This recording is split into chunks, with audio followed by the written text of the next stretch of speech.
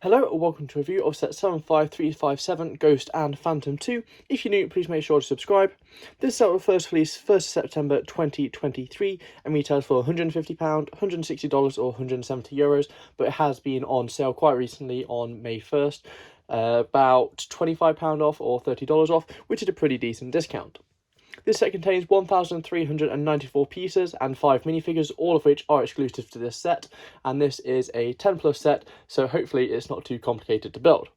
So on the front of the box you have the LEGO logo, the Star Wars logo, along with the age rating and the set number, and I believe on the American boxes you will have the piece count as well, along with a beautiful graphic of the set on the right hand side, and all the minifigures down on the bottom right, along with Ahsoka Tano in the bottom left. And on the back of the box you can see all the different playability features it has to offer, with the missiles, how it detaches, and just the interior as well, along with all the minifigures outside the ship. So it looks like to get into this, it is going to be tape tabs, which is really nice to see. So let's get this opened up and see what's inside. So inside the box you have 13 bags numbered 1 to 13. There is no duplicates of numbers, along with your instruction manual, which is in the cardboard envelope, which is typical for the larger sets. And this is not taped down. For once it is just stuck down. So let's just get this quickly opened up and see what is inside here. So inside here we have the general instruction manual, which is in the newer design, which is the white front, along with the QR code for your 20 VIP points if you want to scan that, along with the taskbar along the bottom, and that is going along all the way very nicely, and that is Syndulla. So I think there should be a sticker sheet somewhere, so I'm just going to quickly try and find that. So there is 2 sticker sheets and they were hiding in the bottom of the envelope. So you got a slightly larger one along with a slightly smaller one. These look like they are on the translucent one, so they'll be going to add a nice bit of detail on some of those bricks. And I think they're all on translucent stickers, which is really quite nice to see rather than the colour matching as well. So I'm going to get this all built up and I'll catch you in a second. Okay, so the set is all built up. It took just over an hour or two to build, which wasn't the longest, but it's a pretty decent build nonetheless. So let's have a look at the minifigures. So starting off we have Chopper. This looks pretty amazing. However, I don't think it's the best Chopper minifigure they've done. You do have some lovely printing on the torso and the head, which is on both sides as well. The legs are the smaller variant, which do fit Chopper quite well, and you do have a 1x1 rounded white stud on top. Next is Lieutenant Beta. Or Bait, I don't know how it's actually pronounced. I know how it's spelled, but I just know how it's pronounced. But it's a pretty decent minifigure nonetheless. Some lovely printing on all the torso and legs, and you do have some bit of back printing as well, but not overly much. He only is meant to come with 1 blaster, but it had a spare one, so I just added it with him.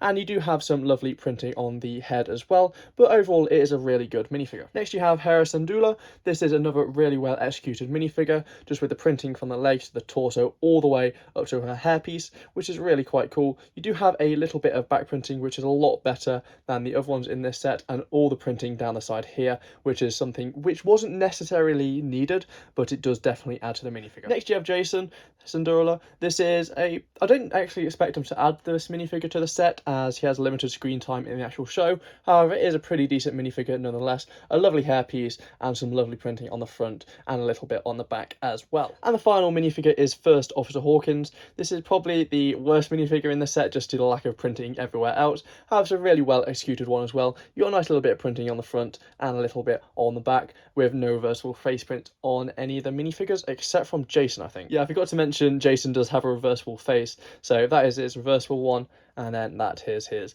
main one. It's just an extra little piece. However, I don't usually use the reversible faces, and it's just something good they add for that extra playability feature. So as you would expect, the majority of the build is around the Ghost. However, bag 1 is around the Phantom, so let's have a look at that first. Compared to the previous Phantoms we've got, this is tiny, as it's not really much bigger than my hand, but it does what it's meant to do. You get some lovely curves down here. However, all of these are sticker pieces, even on the windscreen piece, which is just a bit of a faff.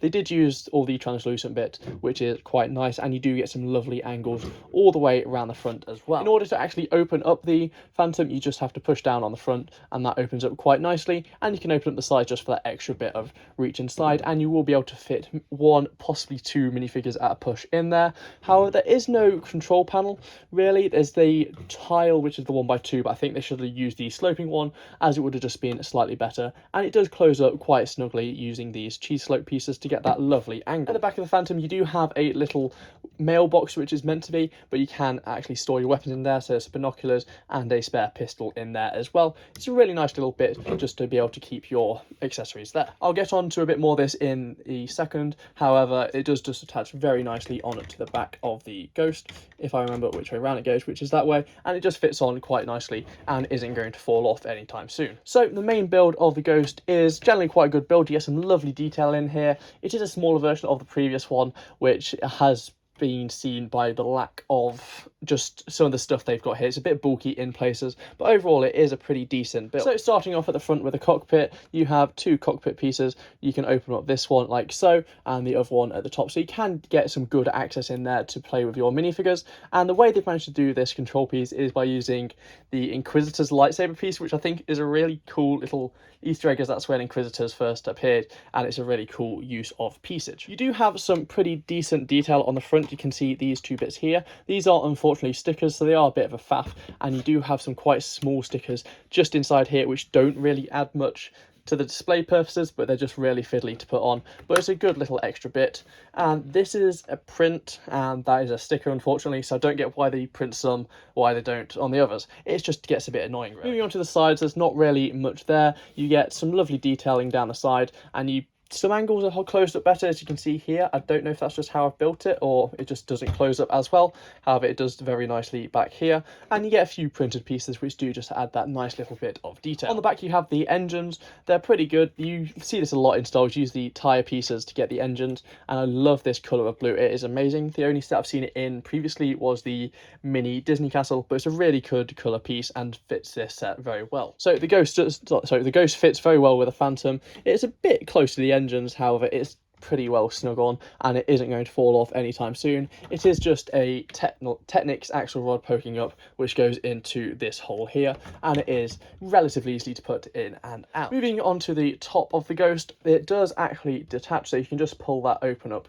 quite nicely, and you get some good angles which do just help with it, along with another cockpit where you can put your minifigure for the gunner, which is a really nice little bit of detail. So inside the actual Ghost, you can see some sticker pieces down here, which is really quite cool. Just that extra little bit of detail. However, they are stickers once again, which is a bit annoying. There's not much to do inside. You do have a little sink type part down there, you can see, but it's just the little things which do add to that playability. None of these other pieces lift off, so it's not like the Falcon where everything lifts off, so you're a bit restricted in some places, but it is still really good that you can get inside. And then this does attach relatively easy to there. You do just need to give it a push down, and it is probably best to do it when the Phantom isn't attached. So moving all the way down to the bottom of the Phantom, you can see the 3 landing gear.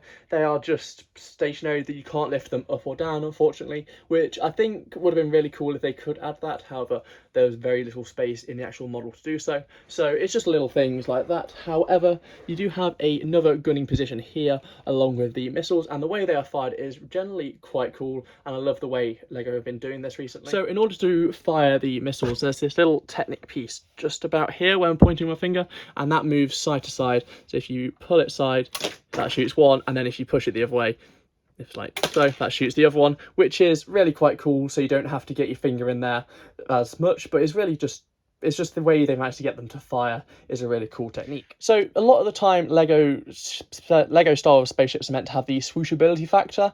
However, this one doesn't really have it as much.